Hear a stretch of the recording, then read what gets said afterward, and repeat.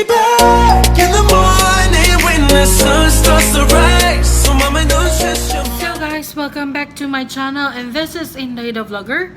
And karon Sunday, aside sa laban ni Pacquiao guys, which is wala ko ni tanaw, na ako karon sa Perpetual Succor Hospital, na ay event which is nagtapok ang mga cancer patients sa mga bata and kuyog ilang parents.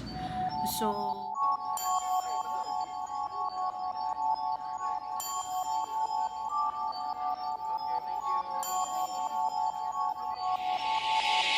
It's by accident.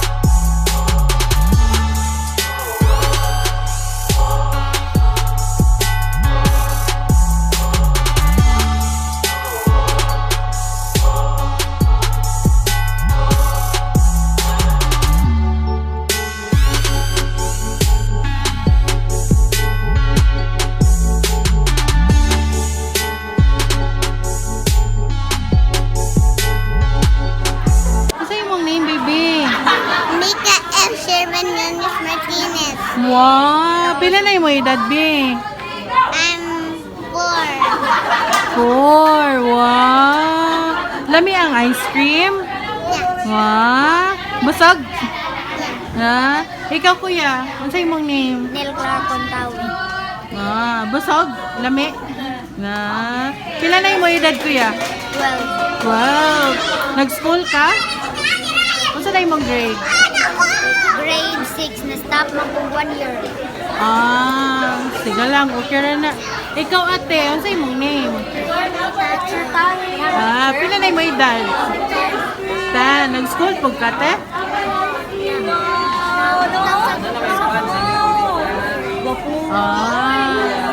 Busog ra ka, te? Bako kayo ba? Liwat pa pa. You want the filter?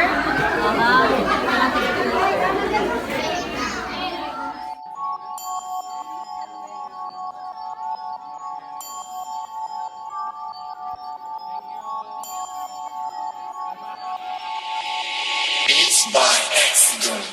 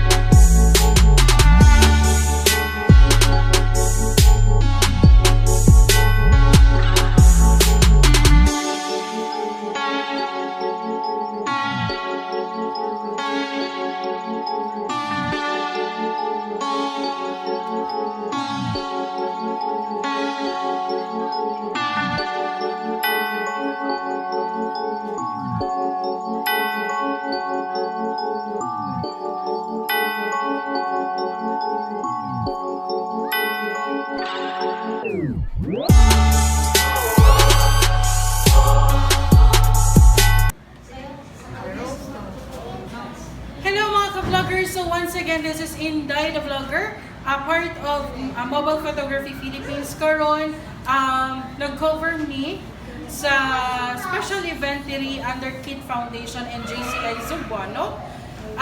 nagtapok ang tanan nga mga parents and ang ilang mga kids na ay special needs in terms of medications. These are the kids nga cancer patient and sila ang mga beneficiary sa karon nga moabot nga event na Locks of Love on July 28, 2019. So karon, mo-interview ko sa ilahang mga ginikanan who's been with them sa ilahang anak through thick and thin. So atong paminahon unsa ang ilahang mga kaagi ug ang ilang mga panginahanglan karon ugma ug sa maabot pa. Okay? So, muna ni siya itong mga momshies sa atong mga cancer kid patients, guys.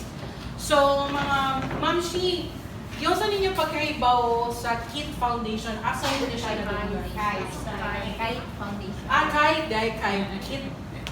Right? So, sa Kythe Foundation, yung sa ninyo pagkaibaw or pagkadungog na naadi ay foundation nga mo support sa inyong mga panginahanglan. Ikaw, momshi. Katong pag-diagnose sa kong anak na dali namin sa perfectual ng imo ni kuan na yun ang Kythe nga tamang sila sa ilang chemo drugs mo to kayo ang Kythe na para man diri sa perfectual. Okay. So sila mismo ang i-offer. Sige mo, pwede mo nga. Mo niya mong tambal, may hatag mo karon na. Pero pag mo kasabot ko dito sa una kay murag lutaw pa kayo pa ba? Murag wala pa ni sikti na mga pangita ko. Ikaw, Maxi.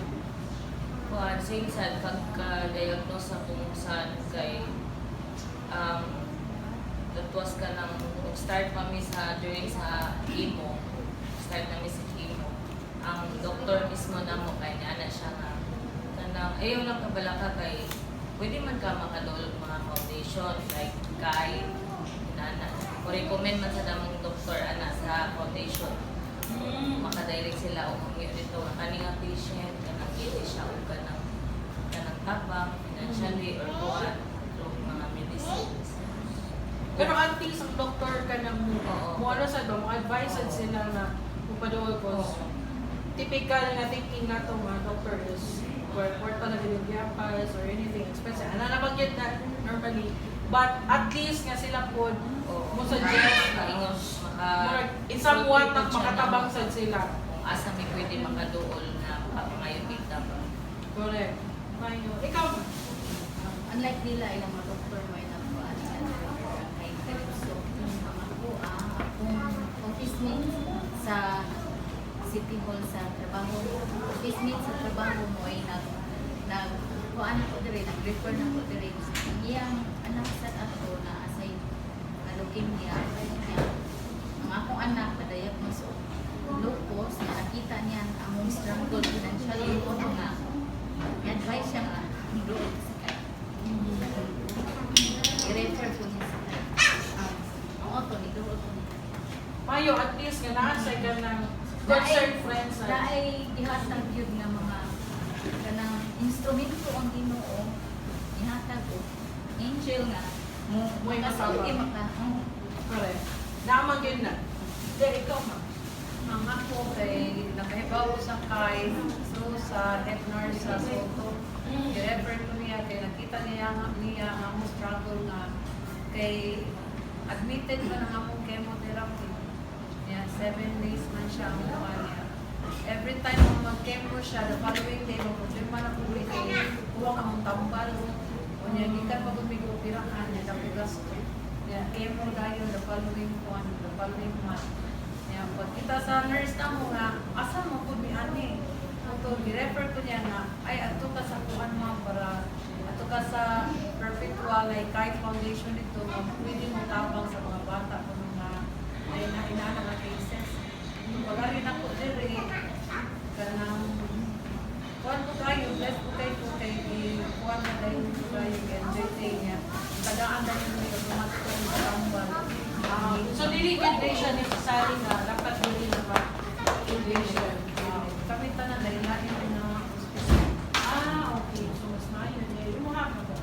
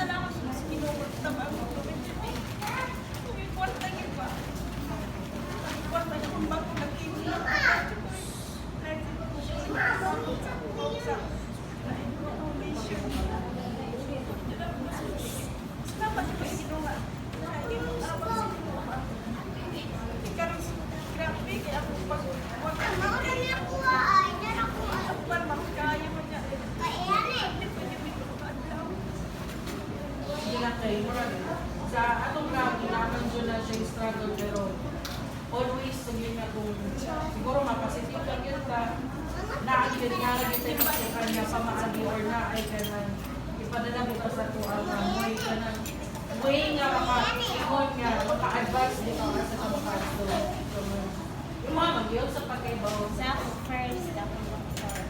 Pero meron na mo nag-attend sa wellness. Pagkondo,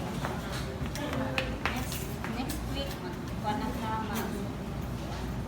Inong ko nga ito kasi ko kambal. At wala ka sa CI, kaya napunta mag-imo. Nato ni ma'am siya.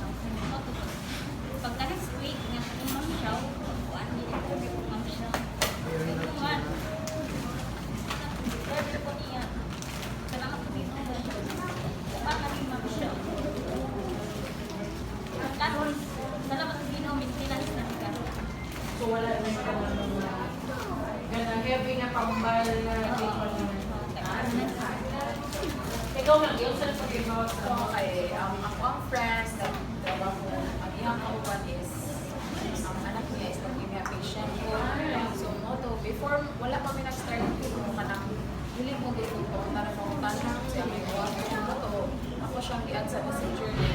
Hindi pa ko tanim, kung sa aking foundation, tabang ko, so, sa akin, ang Kythe Foundation, so, moto, so, wala pa may nag-start ko, chemo, 1 week before, moto ni, tanong ko, required ko kaya sa perpetual sa mga requirements.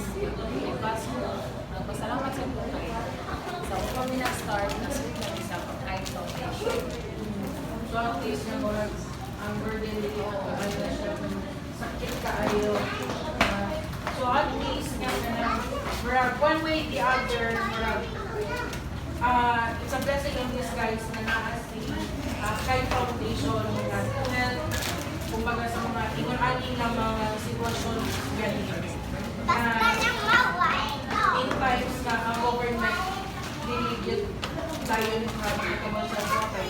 Pero ting daghan na inahanglan, daghan sa tayo o requirements, tungkol kay kana gani mas daghan o binuang gani sa government nga no. But that's not negatively saying na dili sa mga yung tabang pero kung mas nalita magbunta ko, pas bitaw nga na kung mahimo pa solusyon gani sa ani nga mga panahon. So second, unsay inyong mahatag na mensahe sa tanan nga kana mo join sa Locks of Love sa karong July 28 nga unsay inyong kana gusto ipaabot sa ilang nga para mo join sila ilang i-grab ang opportunity ang July 28 na event na to at least nga bisag sa pag-offer sa ilang group is kumbaga it's a big impact na naku na siyang matabang not in a sense na kanang dili siya monetary but sa impact sa usa sa ginikanan usa o para sa inyong mga anak sa mga other beneficiaries na bata na kumbaga while sa treatment mawala man dyan ang ilahang hair and typical nga mga bata ang andoy mo din na sila or usahay makikog makakita sila na mawala sa ilaha. Pero kanang so mo to siya kung sa inyong mahatag ng message sa ilaha sa atong mga Cebuanos na mo join or mo participate sa karong July 28. So good din. Sige, yabang ako ang kanang willing lang kanang donate sa ilahang hair kay based sa experience na akong anak is naupausad din. Ang yan hair dyan, dito siya baka nang igang dyan ako din. Pagkaupaw niya, hindi mo siya ka nang, pwede ko rin mo palitan ng wig. Kay hindi ko gusto nga, dagan siya kukong din mo siya iwipan ba. Then, maghatag sa na sa ilaha nga, ay, isang nag-imo ko, naupaw ko, nagyap ko kay hair. Murag ako dyan kay impact sa ilaha nga. Sa kanang willingness nga mutabang sa ilang pag-donate silang hair, naghatag hope sa bata ba nga. Bisan na sila sakit. Kuan gapon kanang dako kay kalipay sa ilaha nga yung anak nga magi sa ra siya at least pa nga murag ang ilahang kanang mind nila o ilang hard na ay bisag upo ko nagyapon way nga magka-hair ko. So salamat kaayo. Sa kyaw na I hope na donate sila sa ilang hair para sa mga cancer patient, sama sa mga anak ng cancer. I hope na makatapos ko sila. Kaya ba man, sa slide sa akong anak, nag-dream pa nga ako siya. Siguro, sa una po nga na ako, gusto ko siya nga na siya hair. Wala man tayo nahimo kaya naupo man dyan. Pero, isa din nga, kuan, mo pinti, kuanan siya na po. Kuan. Wait, nagambay sa kumay lang. Happy na siya, kaya na siya. Buhok ko, bisag na upo na siya. I hope sa kanan nga, kanang mo, donate mo sa mga hair lang, para sa mga conservation. Kuanan na sila. Ikaw na, isa mo na.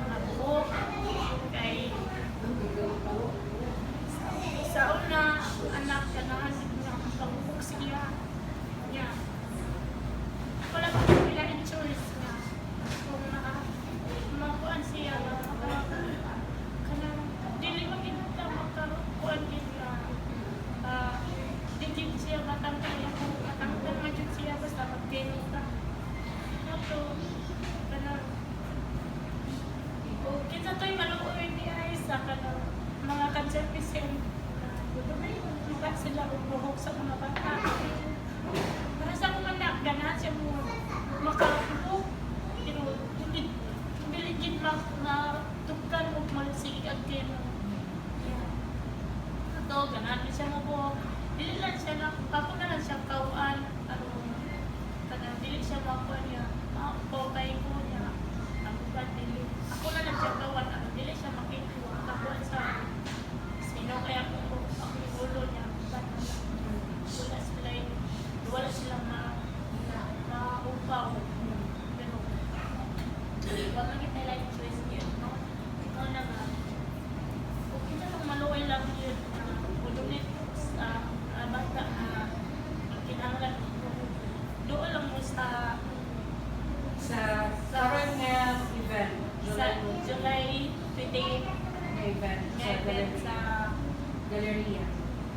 Sa Robinson. Ikaw, yung sa'yo mong masulti sa mga Cebuano na to nga mo donate sa ikakang mo. Akong giawag ang tanan sa pag-join o niya support sa activity this coming 28 Locks of Love sa Robinson's Galleria sa pag-donate sa inyong mga bukog. Kay ang inyong gi-donate, dako kayong tabang niya pagkahatag og kalipay sa mga pasyente labi na gyud ang mga ginikanan.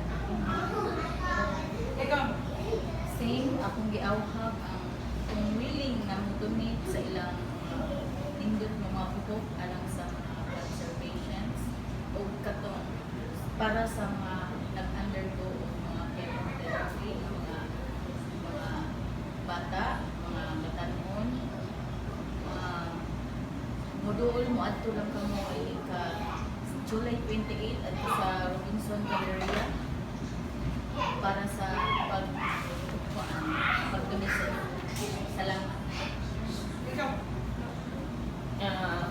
Akong giawhag ang katong mga taga Cebu, mga Cebuana ng mga Cebuano nga unta mo support and kanang attend mo sa event sa GCI Zugbuano at Robinson's Galleria karong Sunday kung July 28 nga ako mo giawhag nga unta mo support mo or mo donate mo sa inyong mga buhok para sa akong mga anak nga na cancer kay dako na kaayo ning matabang lamin na sa during sa ilang depressing moment nga mga upaw sila during chemo kanang makatabang ning mga wig nga ilang i-donate sa foundation para nga dili bitaw sa mapuli ang mga anak like kung ang naa sila sa public place kay mura bitaw sila murag ma-feel nila nga they're not part of the sa ubang kids kay lahi sila kay naupaw sila so at least man lang ang way usa siya sa way nga murag ma-cover bitaw ang ilang pain or ang ilang kanang sa ilang ibati nga mauwaw bitaw sila kay mga nag-careful sila. So please support sa event sa GCI Cebuano karong Sunday. Next, akong giyawa ng tanan sa pag-support sa magpa-donate sila silang buhok kay makita din nila ba nga ay ang kapag kung i-donate ng buhok makuslan lang di ay labi na sa mga bata gani ang mga babae mas sila may mauwaw sila pati daw ilang namu as they do like napunta na mo donate mo sa inyo. Okay. So, mauto siya mga Cebuanon. So, ayaw mo kalimot, July 28, karong mabot nga Sunday. Lots of love. Na aming free haircut. Mag-start ni from 12 noon up until 9 p.m. So, guys, grab the opportunity and let's help these kids to be happy by donating our hair. So, moto siya. Salamat kayo. Salamat mga mamshi. Kabalumi nga naka-film mi sa inyong kaagi. Though, dili mag-literal nga naagian namo, but in a way nga as a mother instinct nga dapat nakagyud ta sa atong mga anak. So, mga mamshi, mamagin na ang stand sa mga as a mother nga bisag magkinaunsa, kinahanglan na kita sa atong mga anak. So, God bless sa inyo ha, and hope na hindi ka po mawalan ng pagla. Salamat kayo.